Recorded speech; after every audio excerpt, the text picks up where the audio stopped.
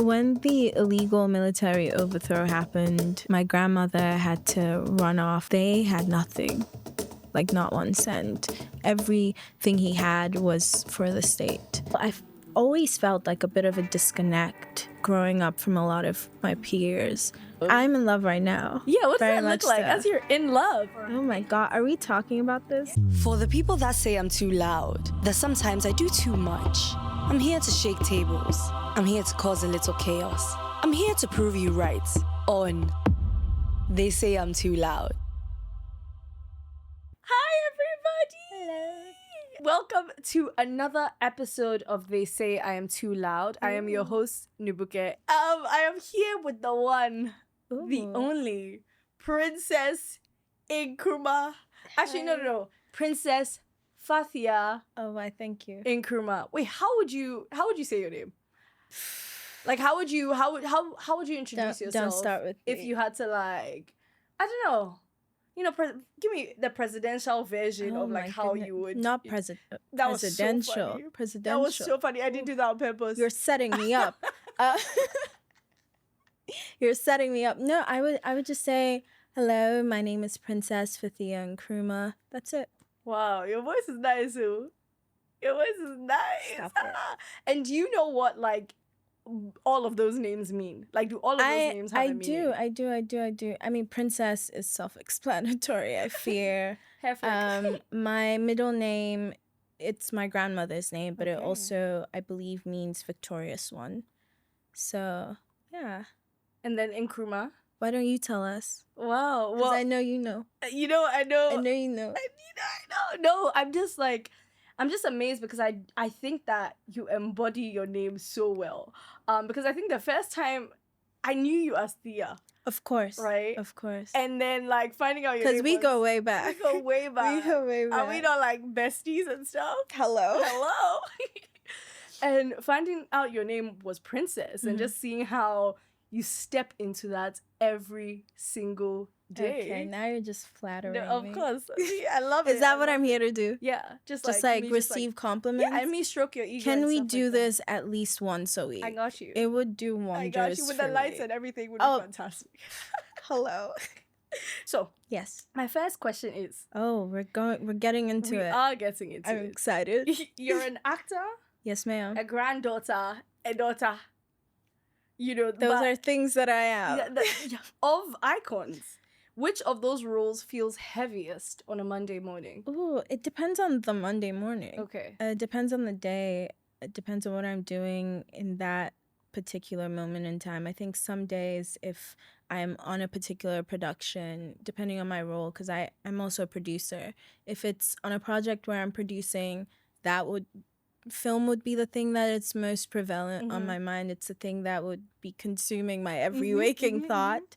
If it's on a day where I am part of some initiative that is furthering my grandfather's legacy in any way, obviously that would be the thing that would consume my every waking moment. But I think on a daily basis, I don't know that it's any of those things. I think that when I wake up on a Monday morning, I'm thinking about how I can be my best self. Ooh. And I think that could be tied to all of those things because being my best self to me would mean that I am furthering Grandpa's legacy in some way. Being my best self would mean that I'm fulfilling my own passions as a filmmaker or a storyteller. Being the best version of myself would also mean just, finding my own joy and happiness in whatever small thing that I'm doing. And of course, more than anything else, just like personal growth. Okay. Yeah. And tell me about like Little Princess. What was she like? You know a little bit about Little Princess. Little Princess, it depends. I always break down my childhood into parts. Okay, let's go. I would say before I was 9, she was a very precocious young What does that girl. mean? Please, that word is a little bit. So if you can just break it down for us. No, I think she's what Ghanaians would term as too known. Open opinions, things of that nature.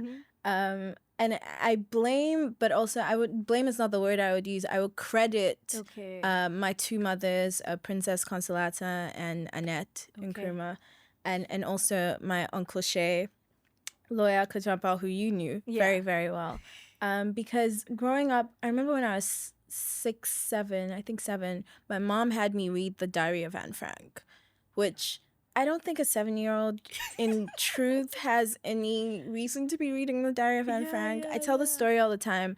I'm still terrified of top bunk beds because Anne Frank's sister in the book or in their life, they were both very ill, gravely ill, and her sister falls to her demise from the top bunk bed. So imagine being 7, reading that, you're like, oh, bunk beds are dangerous. No, thank you. And then Uncle Shay, of course, because I loved books like the Sherlock Holmes series. Oh my God, I'm reading that right now. So good. Okay. So good. We're not going to talk about like how almost erotically charged Watson and Holmes's relationship is. That's just, we're just gonna sweep that. Those should not be children's books, but what do I know? Uncle Shay noticed very quickly, and I was very into Shakespeare. He was like, I love that you love to read, but I also need you to be more connected with your roots. So next thing I knew, he like got me a lot of like Amaya Saidu's books. Okay. He got me Changes, this book Faceless, Chinua Achebe, a lot of like Things Fall Apart and things, because he wanted me to be well-rounded. And the thing that happens when you're so young, but like being exposed to literature and ideology and things that are often outside of the scope of most young children, is that you tend to connect more with older people, especially in a household like that where they answer your questions. Because I had the liberty and the privilege of whenever somebody would say, oh, you can't do that, I can ask, why not? Why? You know, and they would say, oh, well, because this and this and this. And I'll be like, oh, that's good. Whereas, unfortunately, a lot of my peers, that would be met with, because I said so. That changes your mindset and gives you often unreasonable sense of self and authority in a way. So at that age, I was moving through life as though like I could do anything. I was allowed to say anything. It is, and it's great. It's like I'm invincible. Cut to being 9 and my mom passed. My birth mom, Annette, passed, and then I was like, oh, I'm not invincible. Life is scary. So I think my personality changed again at that point. So I was a little more reserved, a little quieter. I don't know if you ever noticed the switch in me. But it will also depend on who I was with. If it was people I was very comfortable with, I would be outgoing. I would be, and then if it was people that I didn't know very well, I'd be very, very quiet, very demure, very cutesy.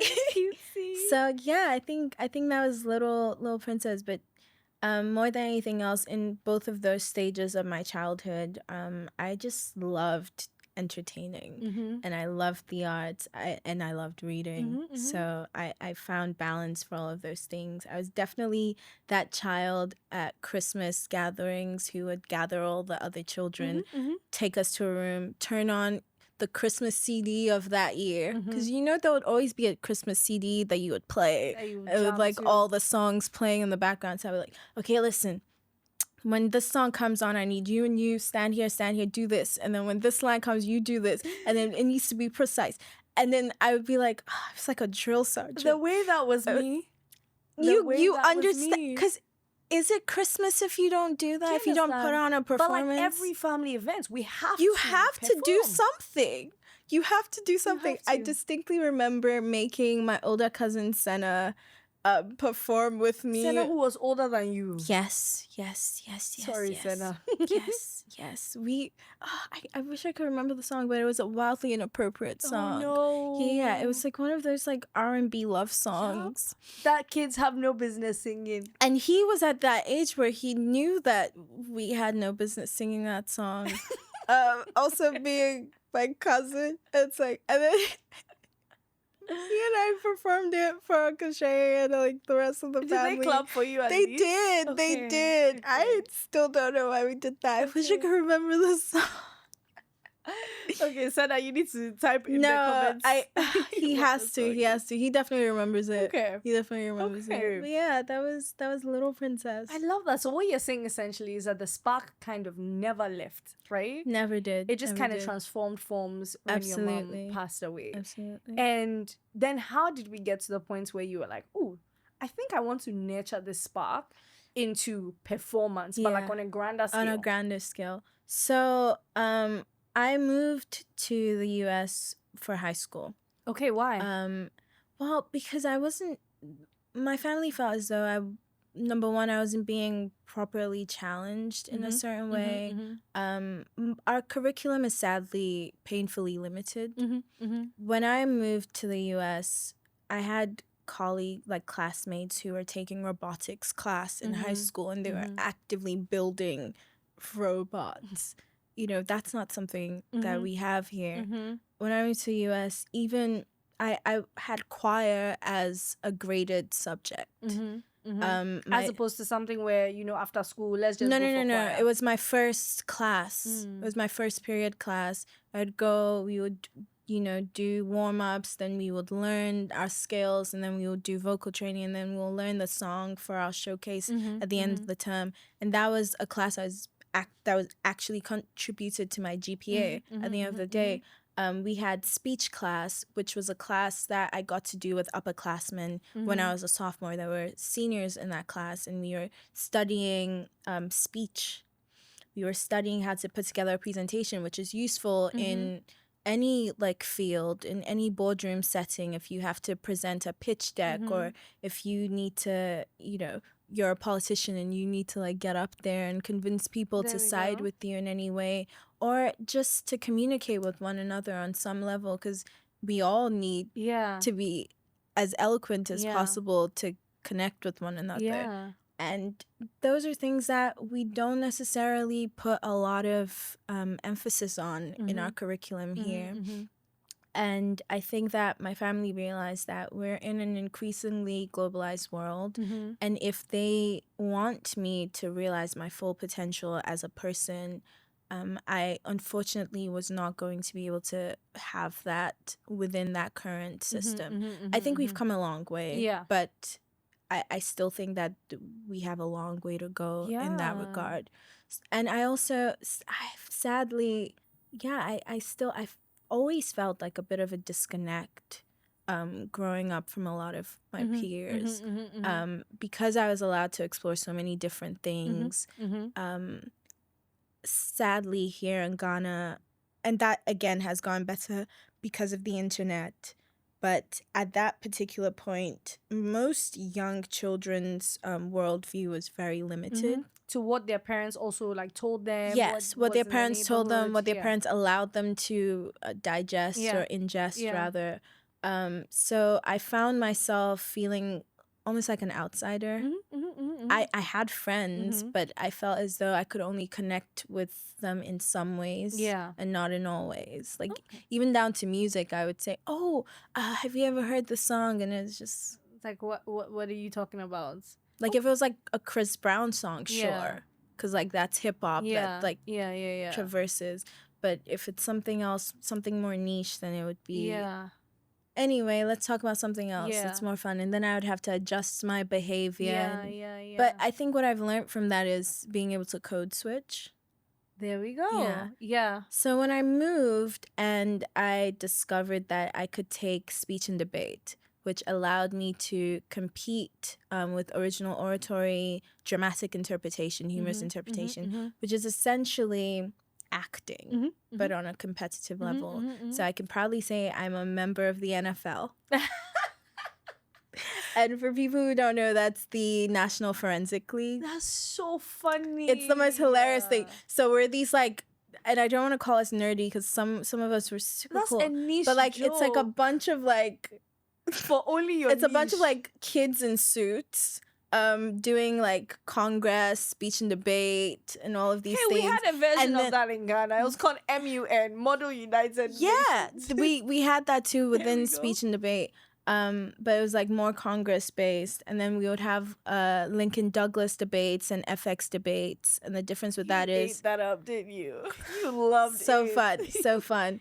And then we got to like run around saying, yeah, I'm a member of the NFL.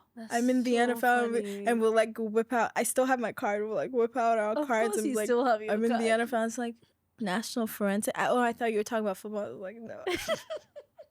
Okay, well, okay. So you said something. Yeah. First of all, that's hilarious. I'm sorry. That is. It's so funny. It's very hilarious and very niche. Yeah. Because like, no, you're not in the NFL now. But I am. But I am. I'm still a member of the NFL. I don't know what you're talking about. It's so funny. But I want to hold onto what you said about code switching. Mm-hmm. Because, yes, you've learned how to code switch. Mm-hmm. But going to America also posed another set of problems. Extremely. Because you now went to a large school problems. that was Predominantly white. Yeah. I remember either being the only black person in my class or person of color in my class, or being like one of two. People of color. Yeah. I mean, occasionally we would have some Asian people in my class. Most of my AP classes, for sure. But yeah, even in my speech and debate, the entire team, which consisted of both orators, which are people who are doing original oratory, speech and debate, dramatic interpretation, duet. What's a school? And then versus the other half of speech and debate who were like solely about like debating and like Congress. They were more, some people argue the more intellectual half. I did both, which was very fun. Because I love debating. I love doing research. And then I also love performing. So it was like a brilliant way to do both. Absolutely. Get graded for it and go to competition and win trophies and awards for it. Like it's like the best of both worlds. Very I would do it again and Yeah, again and again. I wish we had something like that here because I think that it broadens your like mindset, understanding, and of your the world. perspective, especially debating. Because they would do this interesting thing where we would have the debate topic, but we wouldn't know what side we would be debating. We wouldn't know what side we would be debating, so we would have to prepare both. Okay. As thoroughly as possible. And you would get there and you'd be like, okay, you're for, you're against. On the spot, go. Interesting. Yeah. And you might be debating on a side that you don't personally believe. It does not matter. Does not matter. You need to convince If us. you want that grade, you better. If you want to win, you have to. So how was that like? How was that like? I mean, like, so I went to a predominantly white university as well, and it just wasn't something that I'd thought about. Nope. I didn't. This is not problems. I think that until you're in the thick of it, you don't understand it. So for a long time, I did not understand certain microaggressions. Completely go over your head. Yeah. Also, I think the unfortunate thing, and you might also have experienced this, the unfortunate thing about not being what certain people might perceive as a stereotypical black person or a stereotypical African person means that they feel more comfortable saying derogatory things about other black and other African people around you, and thinking that having this like lovely little addendum of, oh, but not you, you know, you're different, you're not like that, makes it better. And the painful thing about that happening when you're in high school, freshman year, sophomore year, into junior year, is that you're figuring out who you are as a person. Number one, you don't even recognize what's happening. You're trying to fit in. So you're questioning, inherently, I know that what's just happened is wrong. How do I address it without losing my friendships or like my relationships or like what I am sadly perceiving as my sense of community in this moment in time? How do I traverse that? And the thing that unfortunately happens a lot of the time is that you're just paralyzed. You let moments pass, not realizing just how damning they are to your own exactly. And you realize that sometimes after, when again you a lot of the time, like vocabulary. Some incidents I only recognize like years later. Yes. And I was like, yes, whoa. yes. No, Yeah. no, baby. Never again. Nobody can say any of that stuff around me today. No, absolutely. I mean, there was this thing, and again, it hit me like 3 years after. Yeah, you wouldn't even recognize it in the moment. There was like this one time, some guy came up to me, this white guy, and again, me, only black person in the whole cast, comes up to me. He's like, Nubuke, can I say the N-word? And I'm like, no. You did not. And he goes, no. Like, and he goes, Then he goes, Then I'm like, no, you can't say that. Thankfully, nobody did that. He's with like, you me, can't say I think that I would have, something would have happened. And I remember chasing him around like the whole theater, no, room. that made me I was feel like, no, so and uncomfortable. he goes around, he's like, Nubuke said I can Your say the producer N-word. is sitting there like, whoa. And this is bad. Like, I know it's bad, but I didn't realize just how bad it was until like probably like when 2020 happened, and I was like unpacking just everything and my identity as a black person. I was like, I cannot believe he put me into that situation, because I knew it was bad, but like I just didn't understand the gravity. No, you wouldn't. Of something like that. It's like I don't know. Like, it sounds, now that I'm saying the story, it sounds like I should have known. But just like in that moment when you're young and you're trying, exactly what you said, you're trying to figure out the balance of everything. Yeah. You just don't know how to not ruin everything and bend everything like, to the ground. especially if you're, and I hate to say this, but like, that was one of the moments in time where, because you're figuring yourself out and you've discovered things that you're good at, and it's those things that you're good at, you're learning them, and it's part of your school life, and it's part of your relationship with these people. You reason that if you ruin your relationship with these people, and again, I wish I could go back and be like, sweetie, you don't want a relationship with these people at all. Burn it. But you reason that if you ruin your relationship with these people, then that would also affect the growth and the beautiful experiences that you're having. But it's like, are they truly beautiful if years from now you're looking back with regret? That's so true. Okay, so how did you navigate that? So you have this situation, but obviously you're learning all of these really great things, and then you have these friendship groups, and you're figuring out that relationship. How do we get from there to even back in Ghana? Because now it poses a different problem. It does. Integrating. It absolutely does. It absolutely does. Because now you, first of all, and I hate admitting this in this manner, but I think that while I had a very good understanding of race relations in a theoretical sense, like I had read all the books and that Uncle Jay and my parents had taught me everything they need to teach me, and this is how the world views black people, and this is why it's wrong, and studied about the civil rights movement, so on and so forth, colonialism, neocolonialism. It's a very different beast. It's horrible. Because you're living here in Ghana, and yes, we are experiencing a lot of things that we ignore when we are here. Like, we're in the thick of it. Because we are drenched. Our every waking moment is drenched in neocolonialism, and the impacts of it, like, plagues our lives. But we don't recognize it, nor do we address it. So when you're coming from living in Ghana, not understanding a practical application of racial disparities and some of the issues with racism, and you move to Texas of all places, and like you're witnessing Texas. Woo! Ain't no hold up. And then you discover that, oh, this is not just in a book, this is real. We drove through Oklahoma once, and we went through some parts where my uncle was like, nobody is stopping to pee. We're just gonna drive through. It's not safe for us here. It's just like, oh, that's a thing? That can't possibly be a thing. It's real? Are you sure? Honestly, like we really can't stop to pee? Aren't you exaggerating just a little bit? Literally. He's like, no, we're really not. It's so fascinating. Just like we're driving through.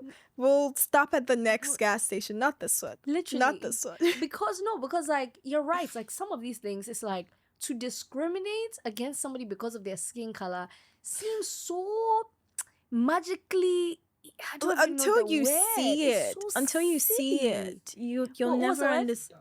It's dark.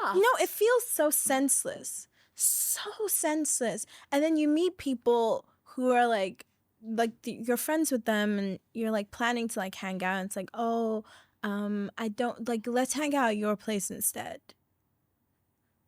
Like literally, when I was It's like, and it's like, why is that? And it's like, oh, because their parents are, they don't, oh, it's because I'm, literally, because like there was this interesting. one time, like What is that? when I was like 7 years old, went to go visit my family in America. You know, like chilling with the next door neighbor girl. I think she said something weird about me being black or her parents and it's everything. always something, And I didn't get to go and play with the girl again because they said you are not going back into that house. Yeah. Oh my god. Okay. So then you come back with this, all of this new information, and then life here is so different all of a sudden. You're noticing that you are under this bizarre illusion that there was no racism happening here, or that we weren't dealing with race relations. And then you walk into a store and you see the way non-Ghanaians operate in Accra, and there's like this bizarre sense of entitlement. And this is something extremely funny that Uncle Shay did all the time, and it's like, and I'm learning to do it as well. So whenever I'd go like grocery shopping with him, maybe we would go to Malcolm or we would go to like Maxmar or whatever, we'd be walking down the aisles, and whenever there was a, I don't want to say like a white person, but a white person. A white person. Why am I saying it like it's a slur? No, we like white people. We love them. Oh, that's so weird. No, we like all people. But Black lives do matter. Not gonna sit here and be like white lives matter. You know what I mean? All lives. No, on some level. But that's not what we're talking about. Black lives matter. We'll leave it at that. So we were walking down the aisle, and whenever there would be a white person or a non-Black person in the aisle, he would always make them be the ones to move out the way. And it's something I didn't realize, because we often, and then they would always be shocked. It's like, you're in the way. Yeah. Excuse me. Yeah. Right? Yeah. But I noticed that, and this is something that I never quite clocked, and he would make a point to do it, and I didn't understand why he always made it a point. Because I was like, we can just like move. But why? Why are you adjusting? Oh, the way you've just put that in my Because you would head. ask a fellow Ghanaian, oh, excuse me, or please, can you move, or something. But like when it's white people, it's always, you always like catch people like, or they wait. They just wait for them to finish whatever it is that they're doing and move. Oh, you've unlocked an annoying it's not a thing now. that I ever recognized. But and then you start to notice all of these things, the way they treat service workers here. And it's like, oh, I was under the illusion that we were facing racism in our own country, but we absolutely are. And until I had experienced it on that level in the US, I don't think I would have fully understood, or even understood why Uncle Shay always made it a point to be like, excuse me. Can you please move aside? Yes. Okay, so that's one thing that you've taken away and you've learned. Absolutely. Tell me another thing that you've gleaned from like your family's wisdom, because this is crazy. Like so many things. And I feel like the things. world doesn't get to see. I don't know. I think because you live behind a screen sometimes. Like I do. She's a very good actor at that. We don't get to, I guess, engage with you as intellectually. No. Because you're dealing a lot of the time with a character. Exactly. I've been accused of sometimes trying to imbue my characters with parts of myself. I was going to ask you that. Like if I have the luxury of doing so, but sometimes it's also not my place to do so. Yeah. The day that I would be able to create or stand in a character that is closest to myself, I think that'd be a beautiful day. I've had some characters that are in some ways close to me, but not entirely. Like with The Kids Are Not All Right, which beautiful film that somebody has I have watched it. I've watched it. It's on YouTube currently. Oh, okay. No, it was written and directed by Uche Agu. We worked on the story together. I produced it. Wow. And the character I play is very different from me.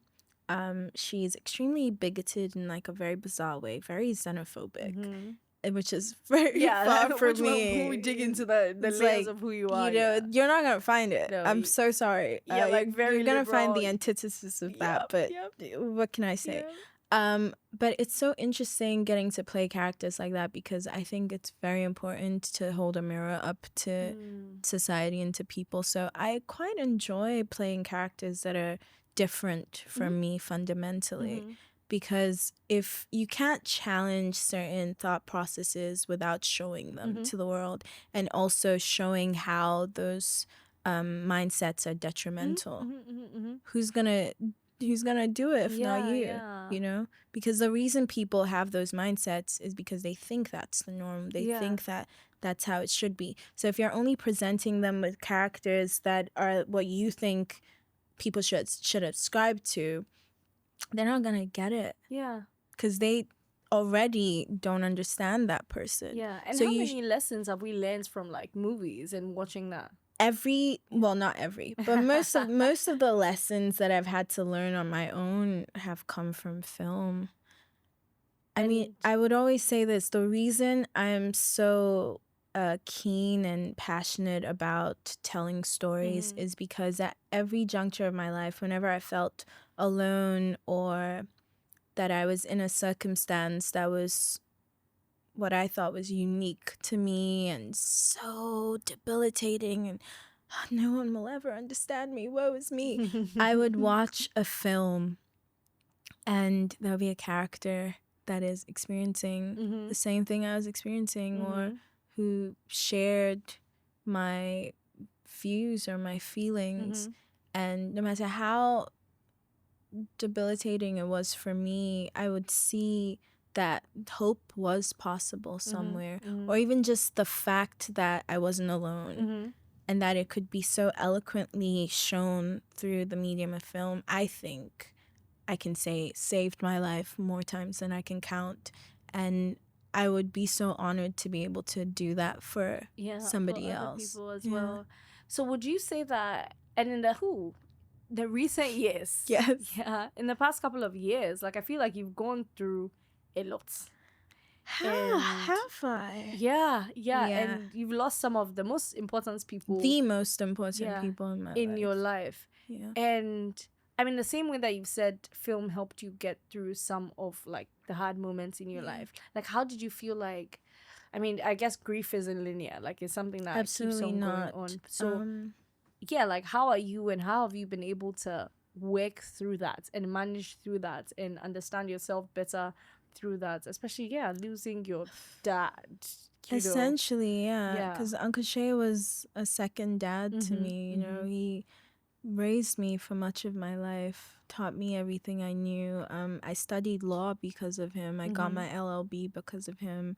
I'm hopeful to become a lawyer officially someday soon. Oh my god, I'm ready for this era. I'm not sure what that would look like if I would be actively practicing, but I think that it's important to, especially being someone who is on some level involved in activism, I think that it's important that we have people who have a thorough understanding of the laws that we currently have or may currently have in the future that need to be changed or altered to better align with our growth as a society. And law is something that I've always been passionate about, something that I've always found like a deep understanding and connection to, because the laws that govern us are quite literally the foundation upon which we do anything.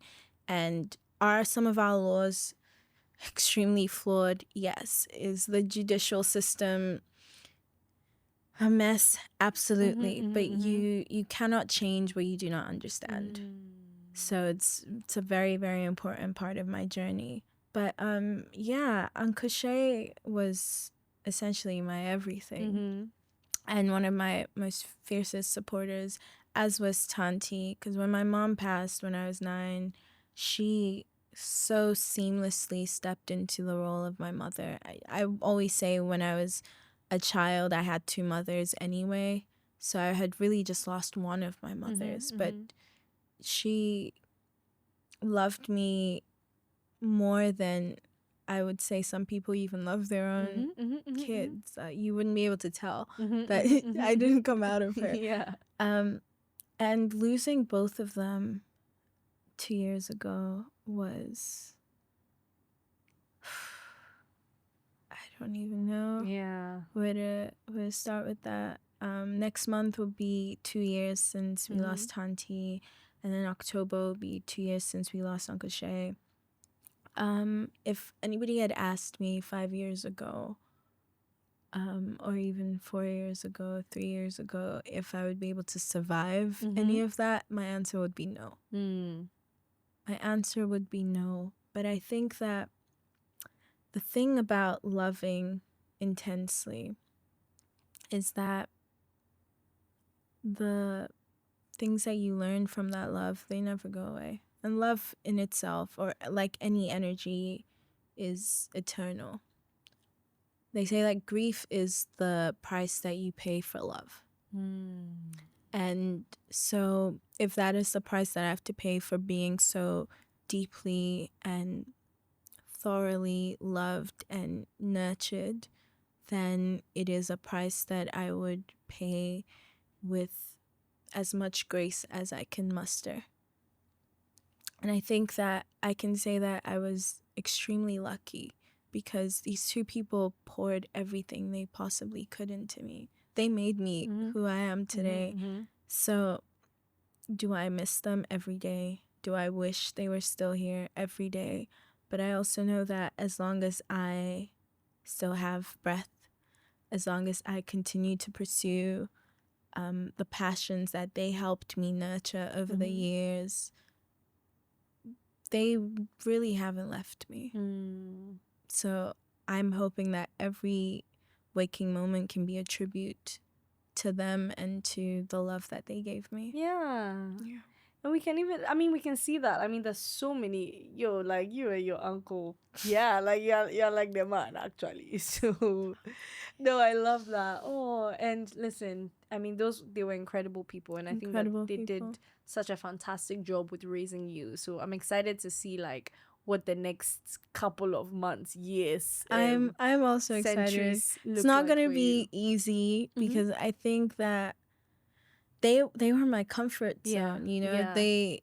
But sometimes in order to fly, you need to jump out of the nest. So what does that look like? I guess like re-finding comfort elsewhere. If the place that you felt most comfortable is I think that's a very interesting question.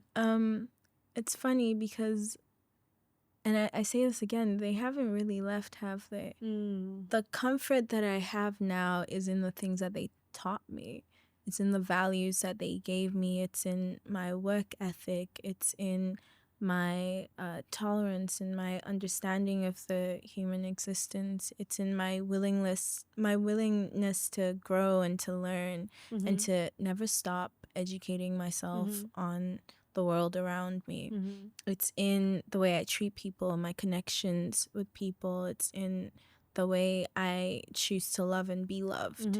So as long as I continue to build upon the things that they gave me, I think that I can continue finding that comfort in that pursuit. Yeah.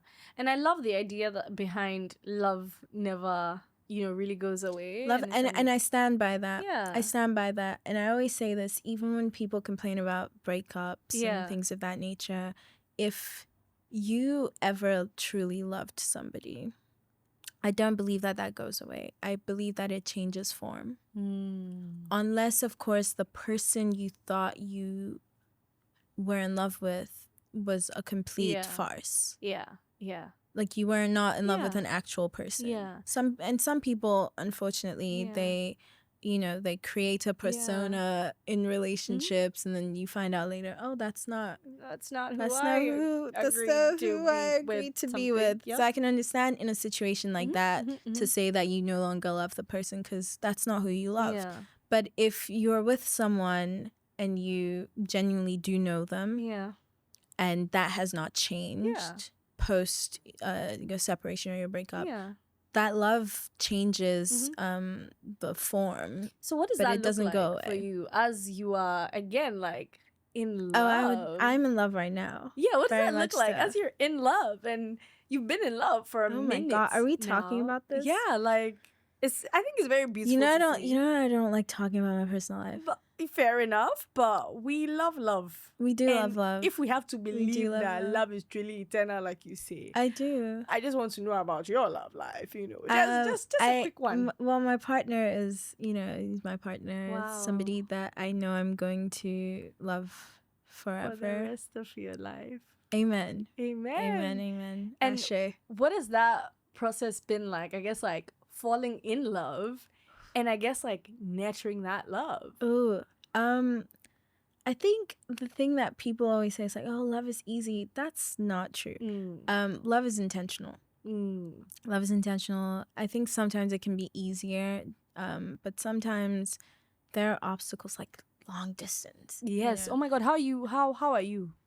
Long distance. Why did you say how are you? How are you really? Like, are you okay? No, like how are you? No, doing that? I'm okay. It can be hard sometimes, like especially with the time difference, because something happens and you want to like immediately call your partner and like tell them it's like, oh, they're asleep. Yeah. Yeah. So like you send a text and you have to wait, and it's not the same as like the immediate moment of like sharing something as and when it happens. So those things can be a little difficult. Not being able to like sit with them and like talk to them, look them in the eyes when you're telling them something. Those things can be, tough. Yeah. But I think that if you are intentional about your relationship, if you have a connection that can transcend. That sounds so pretentious. Say it with your chest. Transcend. So pretentious. Transcend time and space. You know. No, but yeah, I think finding your people, like your true tribe, is something that is unfortunately not that easy in today's world. Especially, and you might understand this more than others, I think that we're not the most average people. The way that we think might be a little complicated at times. I like that very diplomatic way of saying it. Very complicated. It's a little complicated at times, and we require partners who can align with that. We require partners who can understand where we're coming from. So was that what you were looking for when you? I wasn't looking. Okay. That's the thing. So it's actually very funny. Yeah, we want to laugh. Tell us. Or maybe it's not that funny. I didn't think that I would be in a relationship. Okay, why? At all. Just because I found it to be a little exacerbating, just explaining things to people and having to adjust for people and having to alter my personality within the confines of like a traditional relationship, and stumbling into somebody who was a writer, director, and actor who had the same understanding for the human experience that I did, who had the same compassion and empathy, who had the same just insight and connection to what I describe as the soul of the universe, meant that I felt seen. I also like the idea that we're both individuals in our own right who don't necessarily need each other to function, and yet having each other in our lives broadens our ability to do so and adds to it. So And I always, because people always say, oh, this is my other half, this person completes me, this and this and this. I firmly believe that my partner is complete with or without me, and I'm complete with or without him. However, together we create something entirely new that is so much bigger than our individual selves, and that can potentially build something that our children and our grandchildren and our community can be proud of. And I think that there's something beautiful about finding somebody that you can build with outside of just even a relationship. Yeah. Which I think even if we weren't together, we would still be doing. Charlie. You have a way with words, oh. Charlie.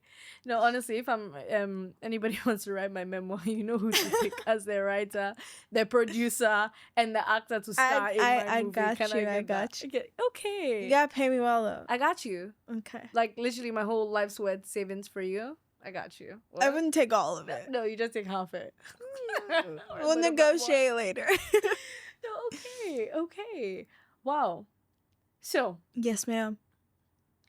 is there ever a time where, okay, sorry, so many thoughts in my head. Oh no. Ghana is littered with your last name. This is true. History is littered with your last name just This because is of the true. impact that your family has made, and like you are part of your family, and then you're also making such a big impact. Am I? No, One seriously. day. No, you are. Someday I soon. mean, the work that you're doing, exactly like what you talked about, telling these stories and trying to hold up a mirror in society. That's one way of advocating that I think that a lot of people tend to look down on. They tend to either look down on it or completely miss it Yeah. entirely. It's completely overlooked. Yeah.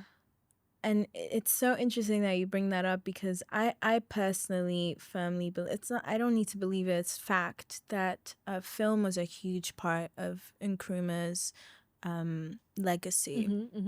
When he set up the National Film Industry Corporation, when Ghana was the first country in the world to film a feature-length film on VHS. We were pioneers in film under Nkrumah and post Nkrumah. He spearheaded films whose sole purpose was to unite Ghanaians and create the sense of individuality and unity. Created films to educate people. Some might call it propaganda, but some might also view it for what it was, as a huge part of his legacy, which was to educate the masses. The easiest and most efficient way to educate most people is not just in a book, but it's through film. The best way that you can paint a picture of what a country is or what their identity is or what their principles are is through film. America did that with Hollywood. The reason America is America across the globe is because of Hollywood. The reason that the United States government pumps so much money into film is because that is the surest way of creating their identity across the globe. And Nkrumah understood that. It's why he sent filmmakers to Germany, to the USSR, to study filmmaking so they could come back and have that be a part of his directives. And that's a part of history that we ignore, that we don't. This man was actively looking through scripts and like vetting them and looking through the first cuts of films and things of that nature. And if nobody understands that is because that was important to the work that he was trying to do, then I don't know what to tell you. Wow. So I hope that subsequent governments can understand the importance of film within any country's development and growth. Because that's something that has so much deteriorated over the years. But I can sense a renaissance of sorts happening. Yeah, and I mean something that you as well are leading, and it's beautiful to watch. What do you think is something a lot of people get wrong about your family?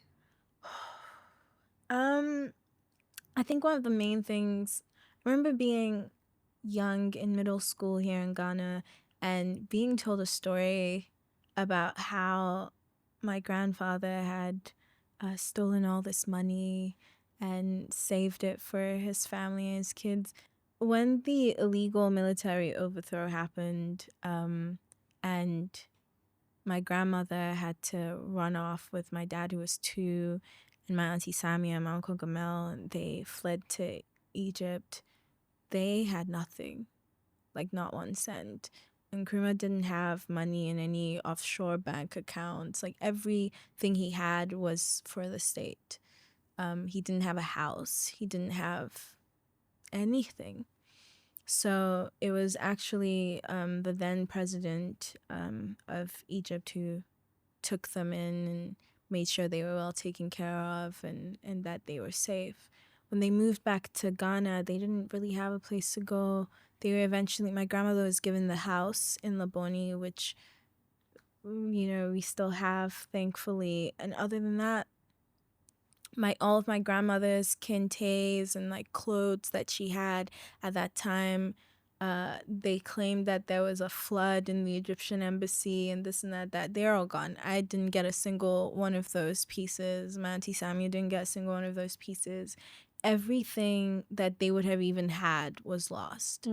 So there's this misconception that like we had a lot of money because he was president. It's like that's not the case. Anything anybody has now is through hard work and what they built they built. I'm not going to sit here and pretend that there isn't a privilege that comes with carrying the name. I'm not going to sit here and pretend that it doesn't open doors that may be otherwise closed to other people. But it also does not automatically grant us certain privileges in the way that some people might assume. I think for me personally, I've noticed that there can be a presumption that I'm stuck up or that I'm disconnected from the struggles or the woes of the layman, which is inherently a little, I can understand why somebody might feel that way, but I think if you get to know me or speak to me for longer than 5 minutes, it's like, oh, I'm just a girl. I'm just a girl. Yeah.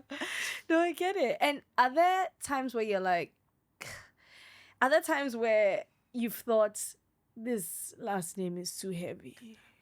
This is heavy for me to. This is heavy. The legacy, the history. Honestly, and I'll explain why. No, I know, but let me explain why. The reason I say no is because I think that while I'm an Nkrumah and to some degree the responsibility is somewhat more prevalent than it would be in anybody else's life, I firmly believe that Nkrumah's legacy belongs to all of us. It belongs to every single Ghanaian. It belongs to every single African. It belongs to every single African or Black person in the diaspora, or anyone really who believes in his ideology and his doctrine. Anybody who's read Africa Must Unite and agrees with anything in that book. Anybody who's read Neocolonialism, The Last Stage of Imperialism, and has connected with anything within that book, his legacy belongs to them as much as it belongs to me. That responsibility should weigh on them as much as it weighs on me. So is it a heavy responsibility? Of course it is, because this is somebody who had a vision that was so far beyond his time. He was teaching, and I say teaching, about things that we're experiencing today. Concepts that we're grappling with today, that for many people then, because it wasn't an immediate issue in their lives. They didn't have the state of mind to fully grasp or understand. But today, being in the thick of it, we can read some of these books and recognize that he was practically a prophet, really. And I think that with that understanding, I know that while it is heavy, it's not too heavy, because I'm not the only person who has to carry it. We all do. Wow. Don't wow. No, I mean that's good. That's really good. And yeah. I mean, I yeah. No, because I'm always also thinking about like just anybody who has to carry heavy names and has to carry, you know, like a legacy. It's not just you yourself just because you have the name, you're carrying the not legacy. at all. It's about, you know, the impact of that name and the fact Yes. that everybody's carrying that as well. Absolutely. Okay. Absolutely. Are there times you will pass a statue of your grandpa and you're like, "Hey, grandpa." I don't have I particularly done that. I'm not sure, but I find it interesting because it's like, because you're like, I got out of the Uber earlier today. I was paying, right? He's on the money. Yeah. He's everywhere. So like you see him, and it's so funny because you would think you would become desensitized to are you it, not or it desensitized would to- stop, No? you know, being a thing. But it never is. How it's do you like a react when you see, constant like, reminder. merch with your grandpa's face? I mean, had a I've shirt. worn, I have a shirt too. Okay. I've worn merch. I have these like lovely jeans with his With like his face? face on it that was gifted to me. It's What do so you think cool. your grandpa would say if he could see you today? Um, What do you think he'll be most proud of? I think my sense of self. Okay. I think my sense of self, my unwavering resilience in the face of adversity. I think that he would be most proud of my plans, Okay. not just for myself, but for my community, hopefully one day for my country. I think he would be proud of my understanding of our current situation, the mistakes that we have made along the way, and what we hopefully might need to do to curb those mistakes and those errors. But I think more than any of that, I hope that he's just proud of the fact that I'm constantly unabashedly living in my truth. At least that's what I hope. Yeah. I mean, and not even just him, but like, again, all of the people that have gone. Yeah, all the people. before you. My mom, Uncle Shay, Tanti, Yeah. my grandma. Yeah. You know, my so many people. That was getting a little, Yeah. a little depressing over here. Okay, fine. So let me Joking, ask you I'm some joking. undepressing questions. I'm joking. Life is layered. Yeah. And I mean, you are such a layered person, and so just kind of like, because I want to honor your time, and I want to know what you're working on, because you had mentioned community, and you had mentioned that there is this legacy of yours, of Princess Fatia, even before you One went day. and add the Nkrumah. One day. You know, what are you building? What are you working on? Like in 5 years when you come back here, what should we say? Wow, I am so excited that I got 5 to see. years. Okay, 1 year. Jeez. Oh no. I thought you'd give me even more years. No, 5 years. 5 years. 5 years. 5 years. 5 years I should have my own production company. Not just partner on another one, but one here in Ghana. In 5 years, I don't know. In 5 years, I wanna win something, but I won't say. What do you want to win? I won't say what. Okay. I'm keeping it for my manifestation, but we'll clip this. Yes. We'll clip this, and when I clip do it. win it in 5 years or less, who knows? Then we can say that that's what she was hinting at. Oh.